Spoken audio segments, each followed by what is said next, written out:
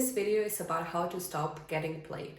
Life is a game, and if you don't know how to play it, well, then you will be the one getting played. And I know there will be now a bunch of people saying, oh my God, how can you say that life is a game, that you need to play some tricks? But reality is that there are always winners and losers, whether that's in life, whether you see life as a game or you don't. And if you don't want to be the loser, and if you don't want to be the one chasing the guy, then you should watch this video. Hi, my name is Rebecca and welcome back to my YouTube channel.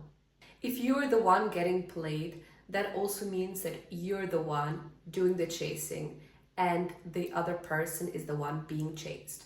If you are doing the chasing, that automatically means that you are in your masculine energy, because a guy is always the one that is supposed to do the chasing and the girl is always the one that is supposed being chased. Being the chaser and being chased is the same example with a black cat and the golden retriever.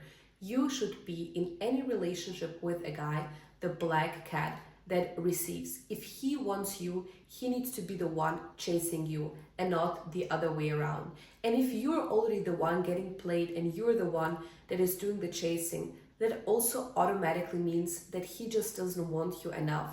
And what are you trying to do if someone else doesn't want you? You're trying to get his attention through chasing him. And you know how that makes you look? If you guessed needy, desperate, embarrassing, that's exactly how it makes you look. And if you are the one chasing after someone who doesn't want you, doesn't make you look like the queen. If anything, it makes you look like a loser. Because if you need someone else's validation to know your worth, then it's pretty clear what you think about yourself. Simply that you are worthless. Now I will tell you the 6 steps that you will take from today on so you are stop getting played by some loser boys. Step 1 is take him off the pedestal and put yourself there instead and make yourself your first priority. Because if you are putting him on the pedestal, that also means that he's your first priority and that you center him out of everything that is going on around you in your life. And what you should do instead is put yourself on the pedestal. Be your own first top priority and learn to decenter him, because having him in your life should make you or break you. And by decentering him, you understand that he's just an accessory to your life that eventually can make your life slightly better, but he isn't the main component that either makes your life so great or so terrible. And if you put someone on the pedestal, you're just raising his importance for no reason. What did he even do for you to be put on the pedestal in the first place? Honestly speaking, when a guy plays you, he didn't actually do anything to the pedestal. The only thing that he did is stroke your ego. So you think to yourself, oh my God, he's up there and I'm up here. Versus it should be the other way around. You should be up here and he should be down there. Because if he doesn't see your worth from the get-go, well, then why do you need him to begin with? You can just tell him bye-bye, see you maybe in another lifetime when he has matured or he realizes your worth and he understands the work that he needs to put in to be able to have you. But if he can't see your worth, that's totally a he problem, because maybe that one day when he eventually might realize your worth, he will think to himself, wow, I really lost her. Then you will already be off doing better things and will definitely be surrounded by a valuable man who definitely knows how to treat you from the get-go. But nevertheless, never put any man on the pedestal. You should always be your first priority and you should put your life and the goals that you have first, and everything else comes second. Because when you have yourself and your goals as your main focus, there is a way slimmer possibility of you getting played. Because once you realize that someone doesn't take you seriously or is just playing games with you, you will easily tell them, bye-bye, I have better things to do. I don't have time to focus on that bullshit because I have a lot more important stuff going on in my life. Step 2, Men fall in love in your absence, which means that don't always be available. Be actually busy. You don't need to pretend to be busy. If you are a fulfilled woman, you will have a busy schedule and you will not always be available. And that's exactly when a guy also starts to miss you. When he thinks to himself, what is she up to? Because you cannot always talk, you're not always available, and you actually might be not in contact with a person. You don't always need to pick up the phone or text him back right away when he either calls you or texts you, because you have your own life going on, and he will also respect it way more than if you are always available to call or text him or help him out. Because at the end of the day, you're not his assistant. You're either the girl that he's talking to or his girlfriend. With that being said, you should also learn to be detached. You should be as fine with him as you are without him. Too many girls these days revolve their life around a man, as if their life is going to end without him. And that's the biggest mistake you can do. It doesn't matter whether you're just talking to a guy or with him in a relationship. You always need to learn to be detached, because you never know how the outcome of the relationship might go. And being detached will help you so much, especially when just talking to a guy. Because let's say a guy tries to play you. If you are detached from him, there's nothing to play to begin with, and he plays with himself. Because you're focusing on yourself, you shouldn't be dependent on him in any sort of way, whether that's physically or emotionally. And that's why it's so important to master the art of detachment. Step 3, don't give them what they want from the get-go. If you want someone to chase you, you can give them what they want. And also, I don't know who watched Max and Hall. It's on Amazon Prime. I recently watched it and I can recommend it for everyone who didn't watch it. And there it's clearly exemplified how much the guy moved mountains for the girl before they even had the first kiss. Because if you make a guy wait, not only with the sleeping, but even with kissing him, there's a way more higher chance for you two to establish an emotional connection. The guy doesn't put in the work to even earn the first kiss from you, well, then he was never the one to begin with. Because a guy that truly wants you, he will wait for however long it takes to get the first kiss from you in the first place, and not even speaking about sleeping with him.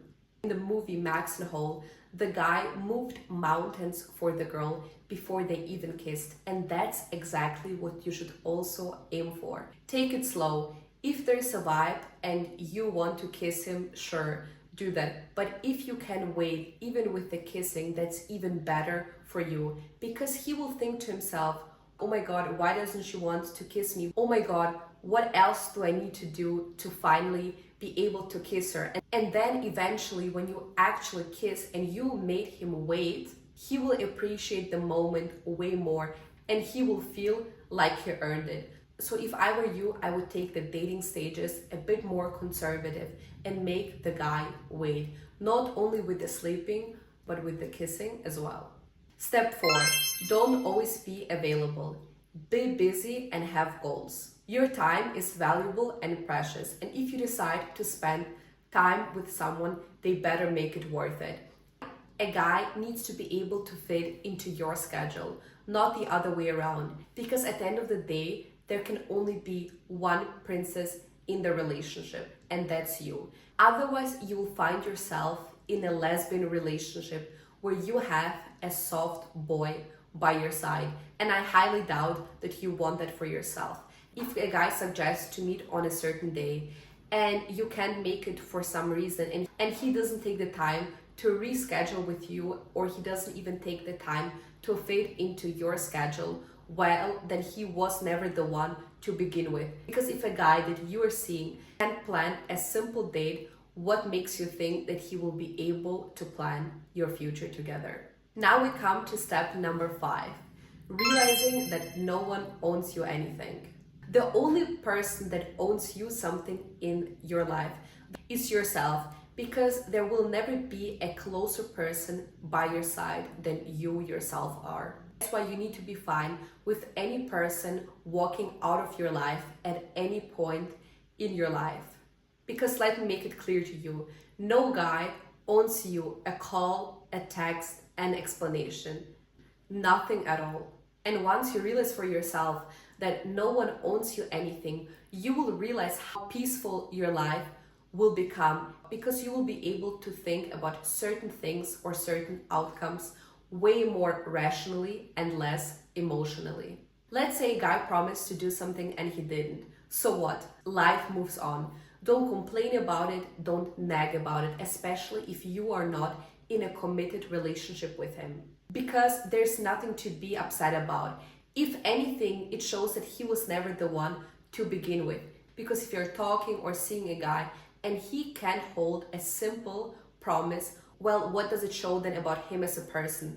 That he doesn't want you badly enough, and that he will never be head over heels in love with you. And why would you want to be with someone that isn't obsessed with you when you can meet a guy that not only will hold his promise, but will go above and beyond for you? And now we come to the last step, step 6. Stop being attached to the outcome. Don't be clingy and don't be needy. And most importantly, don't try to prove a guy something. It's not like you doing more for him or you doing more in your talking stages will make him like you more. If anything, that will have the opposite effect. He will think to himself, oh my God, why is this desperate girl doing so much for me if I don't even want her to begin with? Because reality is either a guy likes you for who you are without doing anything for it, or he doesn't. And if you are trying to do more for him to like you, he will anyway not appreciate it, because he either likes you or he doesn't. And there's nothing that you can do about it. You doing more for him will not make him like you more. I know some girls, they're not even in a relationship with a guy and they're cooking for him, they're cleaning for him. What are you, his mate? If you are not with him in a serious relationship and you do all these things for him, it doesn't show how wifey you are. That just shows that you are a puppet under his leash. You're the one chasing him and he's the one being chased. And the outcome is that he doesn't even do anything in return. He doesn't even appreciate to begin with, and he's just keeping you on the roster. The guy needs to be the one to do the chasing and prove to you why out of all options and the fulfilled life that you already have by yourself, he should be the one to be able to claim you, and why you should be his. Because any guy that you are seeing should be a bonus to your package. He shouldn't be the one questioning your package to begin with. You being attached to an outcome just makes you look needy and desperate. Your own life needs to be so fulfilling that the outcome with a certain guy should be completely irrelevant. Yes, you might like him and you might hope that it works out with him, but you should always have the mindset, if it works out with this guy, great. If not, even better. That just means that a better individual and a more high value man is waiting for you out there, instead of wasting your time with a loser. Because if there is any guy that you are seeing and you think to himself, wow, he's so great, but he is playing you and he does not see your worth, then he isn't so great to begin with. Because a perfect guy for you would be a guy that sees your value from the get-go, and not a guy who you need to try to prove your value to. You need to be able to stand on your own 2 feet and walk away from anyone or anything that doesn't serve you anymore. With that being said, I hope you enjoyed my video. If you did, leave a thumbs up, comment down below what you think, and I will see you in the next video.